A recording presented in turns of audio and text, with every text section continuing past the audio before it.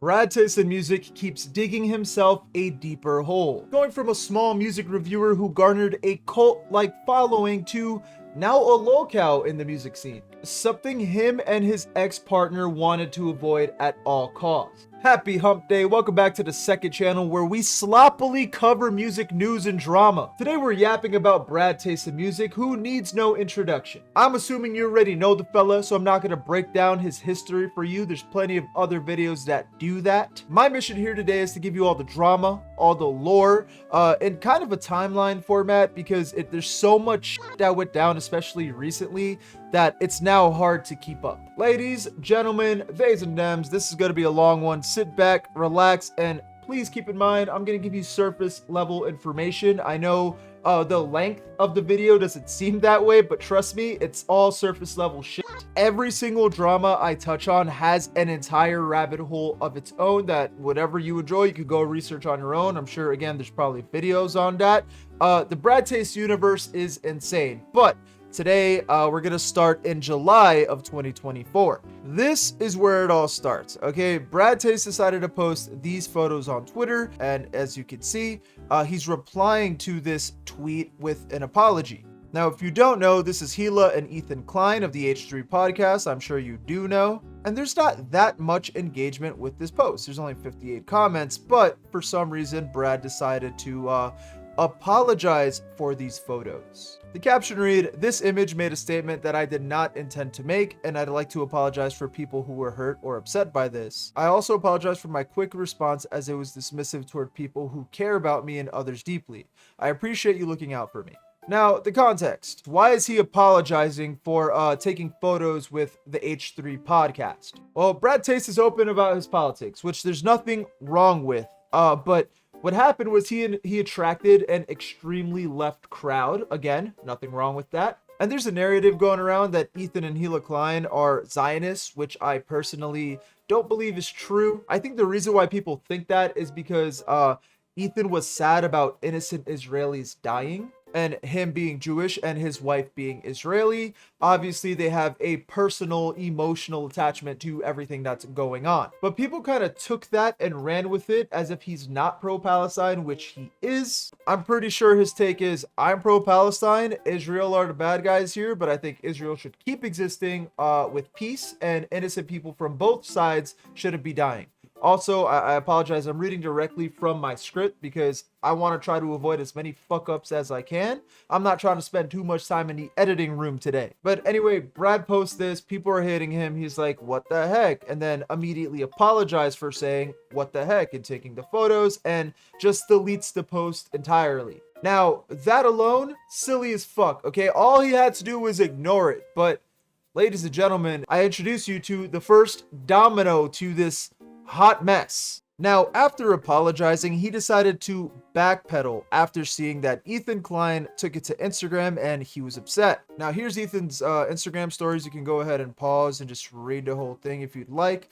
But basically, Ethan is like, what the fuck? All he did was take a picture, and now he apologized for taking a picture, and this shit is crazy. So what Brad did was just basically say, hey man, listen, I shouldn't have apologized. You know what? Ethan and Gila, they're good people, and he even went on the H3 podcast to have a conversation with Ethan Klein. It was a 10-minute conversation, and the whole thing is just Brad absolutely glazing H3 here, just apologizing to Ethan and admitting that he just reacted in a panic state because, keep in mind, at this point, Brad is not used to getting so much hate on the internet, because he's just a wholesome music reviewer, man, that charges you $9 per minute for song requests with a $10 minimum, which is going to be relevant in a little bit, I promise. So yeah, he apologized to Ethan. He admitted he was just bending the knee for the terminally online folk on Twitter, and it fucked him. Twice. Because at first, it was just little hate. I showed you guys the engagement. Wasn't that much. He could have just ignored everything. It would be fine. But because he apologized for the photo, he got even more hate for that apology, and it attracted more people. And then backpedaling that apology just got him into deeper shit. But this is just the tip of the iceberg, because this shit snowballs so bad that this morning, again, I don't know if it's this morning or last night, I think it was this morning, but there was audio leaked of him yelling at his now ex-fiance, And just shit is rough for the guy, but more on that later.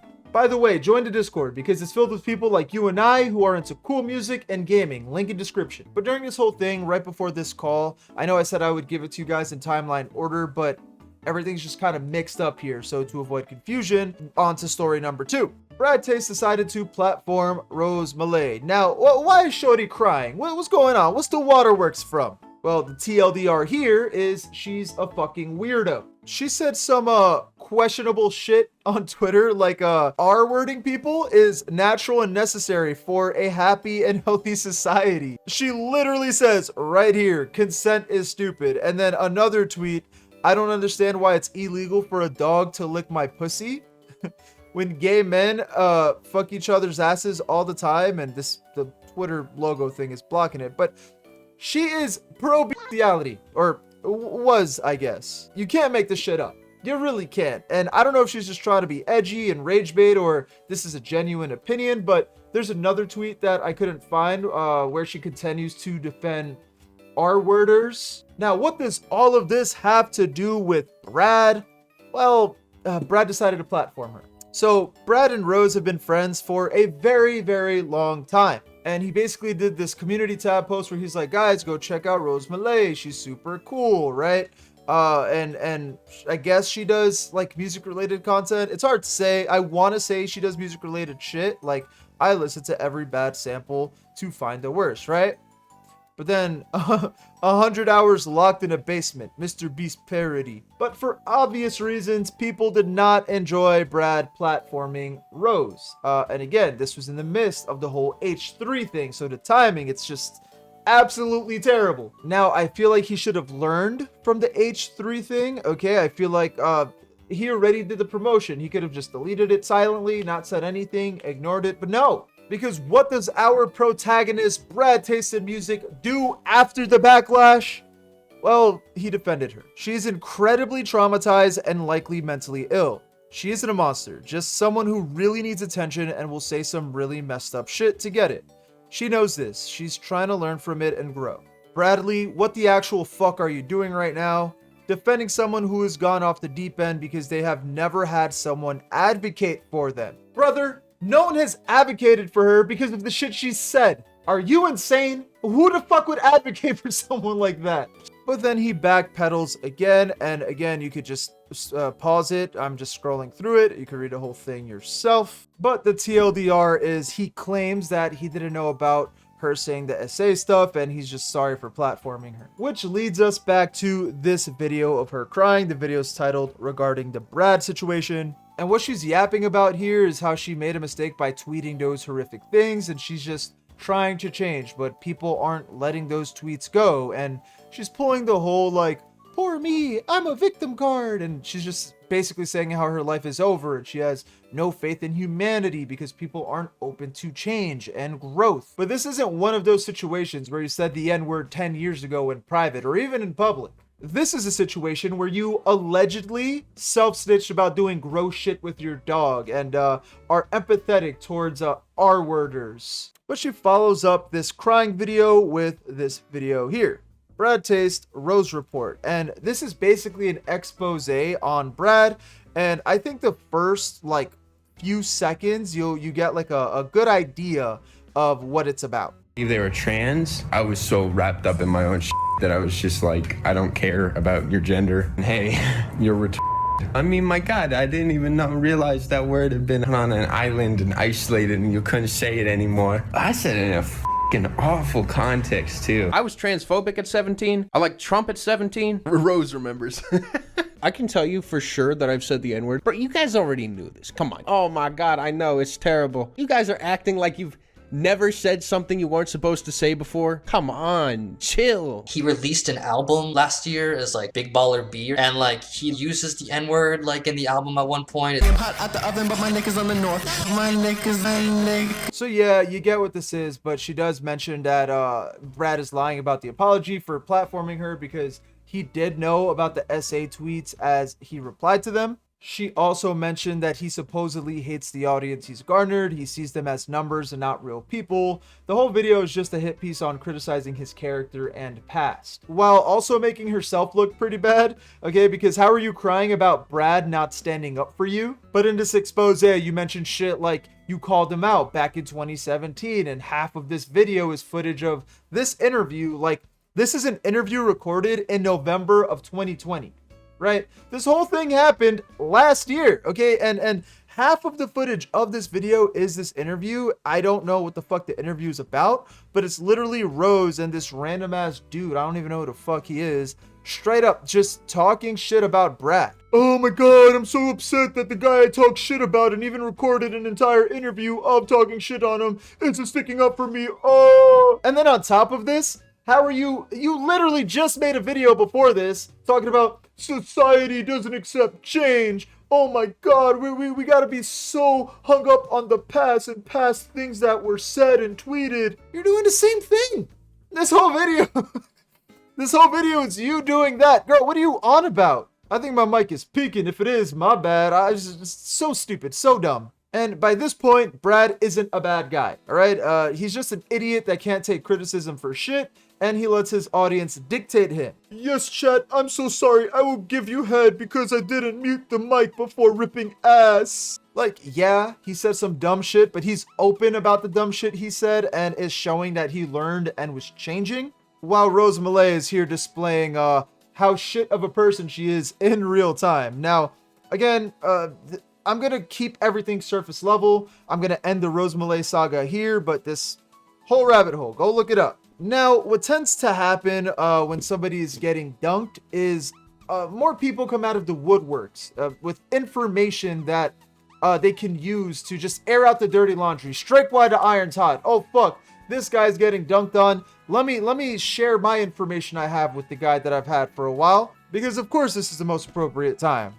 Which, by the way, to be fair, I'm unsure of when this next story happened. Maybe it happened during the Rose Malay H3 thing. I have no idea. But what we do know is this story came out right after the H3 call-in, I think. Now, an editor that worked with Brad claimed that Brad left her bank account in the negatives because Brad paid this editor, then refunded the bread, but it's a mess because I saw there was also something about it being like a PayPal issue. After the editor told Brad about this, he only sent half of the money, so the account was still in the negatives and only paid the rest of the debt when the editor went public about this on Twitter. Now, my question is, why the fuck didn't he just pay the editor out? He got the funds because, as I said earlier, he charges $9 per minute for a song. If you do the math on that, it's pretty often when the queue is closed, by the way. Brother's making $540 an hour. That is more than a brain surgeon. So the whole thing is weird, and what makes shit weirder is him e-begging his chat for 10 grand, again, almost immediately after this whole editor thing went down. And admittedly, I'm not too familiar with this story because, again, that's an entire thing. The editor ended up leaving the internet or something because of how stressed she was. During this whole thing, Brad actually called her up and is saying like, oh, I just got out of jail because of this DV case. And it's nutty. And I promise, the DV thing, it's going to wrap everything around. But hopefully at some point in time, someone drops an entire documentary covering every story and every nook and every cranny. But I'm not doing that because this video is already taking a little too long. So let's just move on. Now, after all this shit went down in such a short period of time, he basically went from being well respected to being a lolcow in a matter of weeks. And shit just gets worse and worse for the man because he just doesn't know how to maneuver in the online space, and he just doesn't know what he should and shouldn't ignore. Now, between the peak of the Brad Taste controversy and a few weeks ago when things started to re-spark, I'm not entirely sure what went down. I know at some point he claimed to go on a hiatus, but returned 1 week later. I know people claim that he was lying about going to rehab for his weed addiction. And yeah, it is addictive, by the way. All right. If you're one of those people that say weed isn't addicting, I think that says more about you than it does me, but he cut back a little bit. And I know a lot of fans were concerned at some point because he was just on that deep end and just like very visibly unstable. His partner Tina crashed out on stream, just yelling like, you guys want him to be a locale, but it's not gonna work. We're not gonna be locales. And then it happens. But let's just fast forward to what happened 2 weeks ago, because at some point he did end up taking a long break from the internet until he dropped this video that is now deleted, and it's titled SI. Now at this point, things became a little bit more dark, a little bit more scary. So this SI video, he basically tells the entire story that I just covered, but from his perspective. He admits that he shouldn't have let Twitter control him. He goes on about his recent life updates and his newfound connection with his father. However, the issue with this video is he brings up things that didn't need to be said. He brings up things that completely makes him look insane because he went in depth on his relationship with his ex-fiancee Tina. And to be honest, he didn't have to tell us anything about it. Nobody gave a shit about their relationship, really. Like, they weren't like an internet couple. Oh, look at the internet power couple. They're gonna make great content together. Like, no, dog. She's just like someone in his personal life, and it should have stood that way. But anyway, he essentially calls her a paid couch potato, told us how tight she was when he was getting exposed and pressuring him to do damage control. But the interesting bits is when he said that his wife recorded him yelling at her, or fiance. So he self-admits that he has a yelling problem, like in a few videos, and his ex-fiance has trauma with that, which Brad was well aware of. Again, I'm going to show you guys that in a bit. Then he goes on to say, yeah, I felt betrayed and violated because my fiance recorded me yelling at her and sent it to our friends and family. You know what, Tina? You fucked up. Okay, Tina, how dare you violate this man that's violating you? How dare you not be verbally abused in private? Tina, that damn Tina. You're so right, Brad. She should have kept this shit behind closed doors. You're onto something. But then he goes on to say that the recording is the last straw and they broke up after that. Now, I have the recording here, which I will show you guys in full. It's just leaked audio, and warning, it is very uncomfortable to listen to. So just again, warning, you could skip ahead 2 minutes or a minute and 22 seconds if you don't want to hear it, but here it is. My abusers, so I can damn fucking right do that to you. I can kick you the fuck out of here for what the fuck you've done to me. You've destroyed me. What? How? All I've ever wanted to do is support. Stop lying to me for once. Look at me in the eyes and stop lying to me. Stop being such a wimp. All I've ever Look at me and accept what you have done to me. Do you see what I've become? You've killed me. You promised me everything. You lied to me. Look at me in the fucking eyes and say that again. Look at me. Tell me. Tell me. Tell me what the fuck you just said. Tell me. Get out of my house. Get out of my fucking house. I promise you. God, don't do it. Don't do it. Don't. Don't. You're blind. I'm Don't. You are evil. Like, you're evil. I don't. Yeah, it's, very disturbing, very, very sad to listen to. Now, Tina does mention that he's never been violent towards her, but I'm not gonna lie, this sounds like a violent fella to me. While I do believe her, I just feel like this audio sounds like someone that's not right in the head, and people do shit when they're not right in the head. So I definitely would be careful while around this fella. Now, in the SI video, he said that the audio was recorded through a door, but this sounds like there was nothing in between them because he's, like, as you guys heard, he's yelling like, look at me, look at me, look at me in the eyes. So I don't know if this is the recording right before the breakup that, like, she sent to everyone or what. But before moving on to continue the SI video, I wanted to show you guys this interesting bit right here, but we are skipping ahead a bit in the timeline. So just keep that in mind. Before closing the yelling chapter, I just have to show you this. Well, first of all, let's talk about the main issue, me yelling. Like, when I get very angry or even excited or just anything, like, I get very loud. Like, I use my voice and the volume of it to really express it. So, like, when I'm upset because of something, you know, and I start getting really loud about it, like, that basically was her biggest fear because she had trauma with yelling. Make sure I get all the details right. This is kind of complicated. So basically, for me though, like, my family, everyone I've been around my whole life is loud. They talk over each other, they yell at each other, but they never mean anything bad by it. So I never really saw anything wrong with it. They're just trying to be heard and get their point across and, you know, show their emotions. And so that's like me when I'm yelling. So that was you getting your point across. Hey, you were definitely heard. I'll give you that. You were definitely heard. And saying your whole family is like this, I could see a loud family, all right? I've been around them. My family is pretty loud. Not as loud as, okay, not as loud as like my Cuban, Dominican, and Arabic homies households. If you want to hear loud, yo, go chill with them. And I'd imagine your family is probably the same way, just like super loud and ecstatic. Is that a word? Exacerbated? I don't know, just loud. You know what the fuck I'm saying? I guarantee they don't sound like Benson yelling at Mordecai and Rigby when they fuck up, all right? I don't think it's the same kind of yelling. I think you're downplaying your kind of yelling, which is not looking too good. Now, back to this SI video, I did want to point out two more things I found interesting. For one, he mentions casually how he got arrested for DV. Now, we do have an explanation for everything post-video, but during this video, like when it freshly dropped out of the oven, people were like, what the fuck?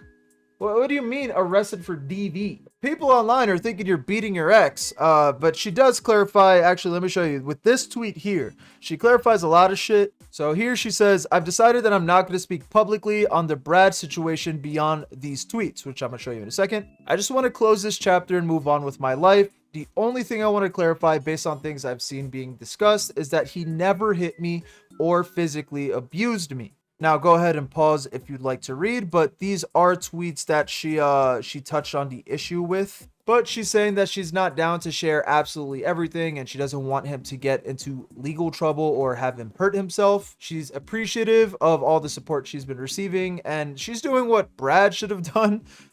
Think before tweeting or speaking. And the second thing that I wanted to point out was instead of me telling you, let me just show you. Because it's one thing like losing your partner. It's another thing like with losing hive mind. It's one thing to lose your partner, the person that you're planning to spend the rest of your life with. Punchback, you know punchbacks. One thing to lose the person that you're planning to spend the rest of your life with, the person you're gonna marry and have kids with one day. But it's another to lose hive mind. Now, you may be wondering, you may be asking yourself, well, what is hive mind? Maybe it's some sort of business that he's running with her. Maybe it's a source of income that he lost, some sort of passion project that he lost along with his wife. Because clearly it's above her. Hive mind is above his partner. Nope. It's none of that. It's this. His online friends. A YouTube channel that has no association with him. This is what he puts over her. Online friends. There is no association other than a few collabs, and he's more upset about losing his online friendship with them and the channel than his future wife. This shit is bizarre, bro. It's bizarre. And he says he lost them because apparently Tina's dating one of the guys' like roommates or something, and one of the guys leaves Brad on red. Obviously, I'm sure Tina showed them. No free ads. I'm not gonna lie. I would leave him on red too. But after uploading this video, which again, this was his way to break silence, break his YouTube hiatus. He immediately gets shat on because of the amount of information he shared that he shouldn't have. So in the classic Brad taste fashion, the guy cracks to the negative press and uploads a second video that's titled 2. He is not looking so hot in this one. My boy is looking stressed. Now, this video, also deleted by the way, but here he realizes how he fucked up, and he's passionate about how much he fucked up, and is clearly not ready to come back to the internet. So he tells us, see you in a year. I'm taking a break because I'm not ready for the internet yet, clearly. So goodbye, Brad. We shouldn't be seeing you in another year, but no. A few days later, he uploads my statement. Maybe he's like a bug or something, and a year is just 2 days for him. But I do want to mention in the SI video, he did say the thought of YouTube made him uncomfortable, and he's unsure when he's gonna fully come back, if he even decides to. So I think most people assumed, including me, that when he dropped 2, that's it. Like everything was gonna be done. He probably won't even come back. But no, just a few days later, he drops my statement. And in this video, this is the one I blue-balled you guys with a little earlier. And here he's basically excusing his behavior when it comes to yelling and saying how perfect him and Tina were, other than this one thing, his yelling problem. And it's such a problem that he self-admits that Tina started fearing him. If you have a partner, the last thing you want is for that partner to feel you, or fear you rather. No, I want my partner to feel me. I don't want her to fear me though. So yeah, pretty bad. And he also mentions how Tina gaslit him during the relationship, and he also gaslit her during the relationship. And she would apparently use that audio I showed you guys as blackmail. But I think the nuttiest part is him saying that both him and Tina were victims in this whole thing. Not only were they victims with this whole thing, but they were equally victims, okay? And if he truly believes that, if he truly thinks that he is a victim during this whole fiasco, he's not doing a good job at explaining how he's a victim. Because if he's implying that blackmailing is what makes him a victim, you're an idiot.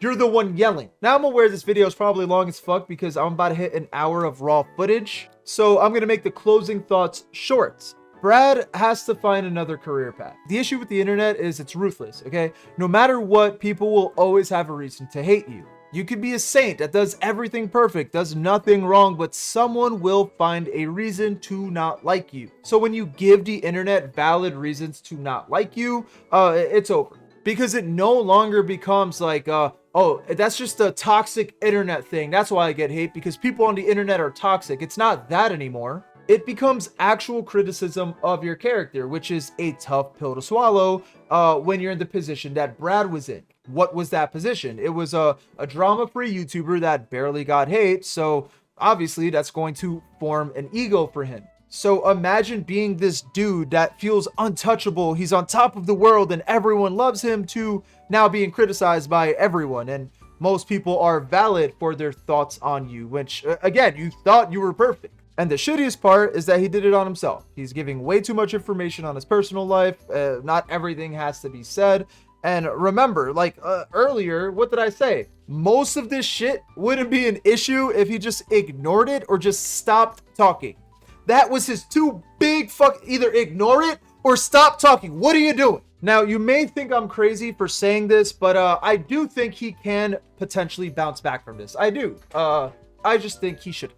Now, the reason why I say this is because his platform was big enough to where I'm sure if you go in his Discord server or anything, I'm so positive he still has some sort of loyal following that's with him throughout this whole thing. The point is, I know he can come back. I know he can continue his career, but he has to find another one because he just can't handle this. Because if he does come back, people are going to hate watch him and watch his every move. Every little thing he does is going to get clipped. It's going to get posted to Reddit, to Twitter, to wherever the fuck. He's not going to have a good time. It would not be good on him if he came back. So I strongly suggest, if I were him, what I would do is stop doing YouTube and just put the fries in the bag, if I'm being honest. So yeah, give me your thoughts. What's your opinion on this whole thing? I tried my best to have everything as accurate as possible, but if anything slipped through the cracks, if you feel like there's information that should have been said, comment it down below. Help me. Like, sub, and click right here, because last time I spoke about a tiny band